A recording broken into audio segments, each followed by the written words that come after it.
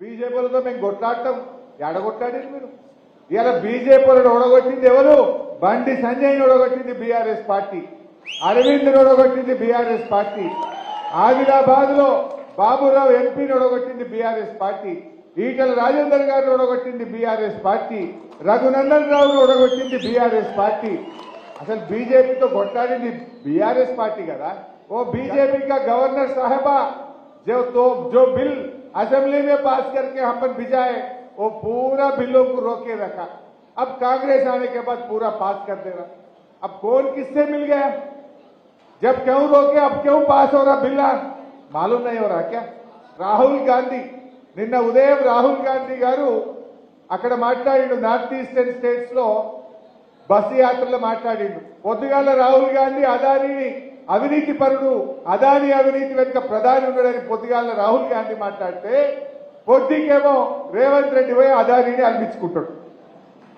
మరి ఇప్పుడు ఈ రేవంత్ రెడ్డిది కరెక్టా, రాహుల్ గాంధీది కరెక్టా? ఆయననేమో అవినీతి పరుడు అంటాడు, ఈయననేమో అల్పించుకుంటాడు. ఈయన పోయి 12,200 కోట్లకు నేను అగ్రిమెంట్ చేసుకుంటున్నా అని షేక్ హ్యాండ్ ఇచ్చుకుంటాడు. మరి ఇప్పుడు ఇవాళ ఏందనేది మనకు అర్థమైతలేదా? ఇలా బీజేపీ లాంటి మతతత్వ శక్తుల మీద పోరాడింది బీఆర్ఎస్ పార్టీ, సెక్యులరిజాన్ని కాపాడింది బీఆర్ఎస్ పార్టీ. మెడలు వంచుతామన్న కాంగ్రెస్ పార్టీ వాళ్ళు బీజేపీ కేంద్ర మంత్రుల మెడల్లో దండలు వేయడానికి పోటీ పడుతున్నారు, పూల దండలు వేసి వాళ్ళని ప్రసన్నం చేసుకునే ప్రయత్నం చేస్తున్నారు. ఏది మీ పోరాటం అని అడుగుతా ఉన్నా. ఇవాళ ఎవరితో కుమ్మక్కైనరో మా తెలంగాణ ప్రజలకు ఇవాళ ఒక విషయం స్పష్టంగా అర్థమవుతూ వచ్చింది.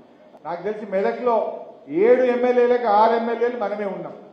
అద్భుతమైన విజయాన్ని మనం సాధిస్తాం. మనం బ్రహ్మాండమైనటువంటి మెజార్టీతో మన మెదక్ ఎంపీ స్థానాన్ని ఖచ్చితంగా మనం గెలిపించుకుందాం.